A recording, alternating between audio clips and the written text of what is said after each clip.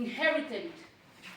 And from scientific, I'm talking about the supervision of a doctor, sociology called clinical person. Somehow, that there is what we call intergenerational trauma transmission and also transgenerational trauma transmission.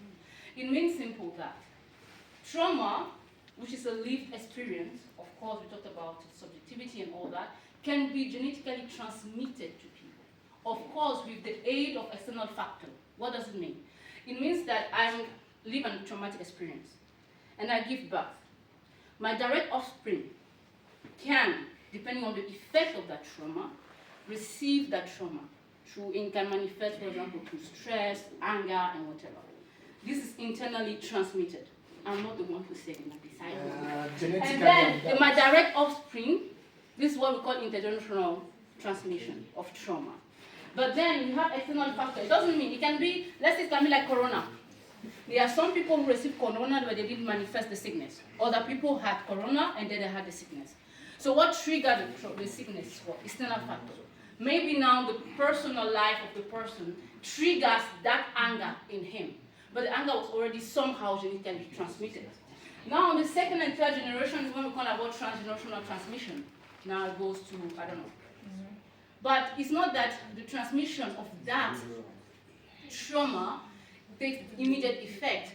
The weight is given through structural power, inequalities, the racism that we're experiencing, the discrimination, that makes us to still remember, based as well of the legacy of history. That means what we have been taught in school, what we have been receiving in socialization or culturalization all the time, keeps on that memory, that collective memory that we're having. But what do we do? How do we move forward from that? That was the topic, one of the topics.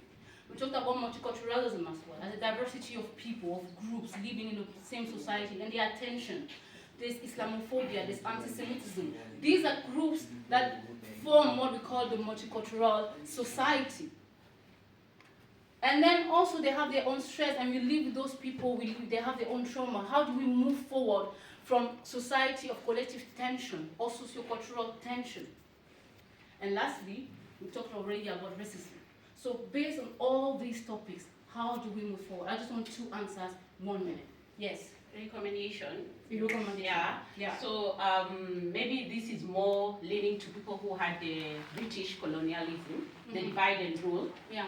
There is a lot of internal healing that needs to happen in countries that went through the divide and rule British system, because internally we are so divided that if anything comes, they use that already. It was a structure that was laid, so that divide and rule in terms of tribal, ethnic, in terms of structural, in terms of whatever, it's what perpetrates and exacerbates this kind of neocolonialism.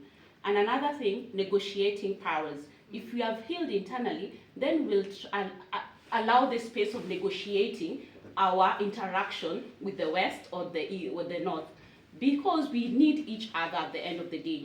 We don't have to distance ourselves and say we don't need them. We still need them to develop. But negotiation allows us to have what I think Adichie said one time, shareability. Shareability in the sense that we have resources, we have minerals, you have technology, and you have this. So we come to the table and negotiate the terms of how we interact going forward. Yeah. And that is what we need to. Thank you. The last recommendation. Yes, Pascal. Okay, and also recommendation is one of them, and the most important thing I want to talk about is unity. Unity, they say, is strength. Yeah. I think if you see the EU is stronger as an EU than as Germany, Spain, or Portugal. I think Africa should come together and become one passport, one currency. That's what this guy Gaddafi tries to do. One currency, one transport system. I can move from one place to another. One currency, one passport. I think that's also what is going to help us. Yeah, thank you. I see people, I know the yes and no, we understand. But the point is, I'm going to say what the lady said. We don't have to agree on everything. Exactly. But we need to agree on some things. Yeah. And this is what is important for us as Africans. At times we always think We have different experiences. Our colonialism, we all have experienced it. But the effect is different. The reality is different. So in as much as sometimes we talk about Africa and we say they are taking Africa as a country, we are also taking our colonialism as one. It's not one.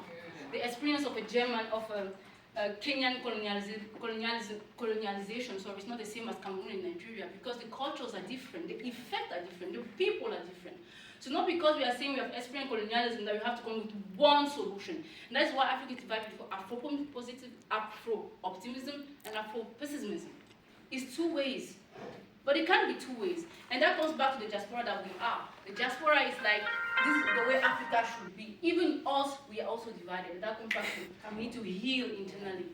We need to know ourselves and know that the perspective, there's no one diaspora, there are diasporas. Because the diaspora of Kenya in Germany is not the diaspora of Kenya in England or in France. Everybody is shaped. That means the perception of the development of Africa is also shaped by where you come from. So we cannot also just talk about one diaspora. So that being said, guys, thank you very much. Thank you.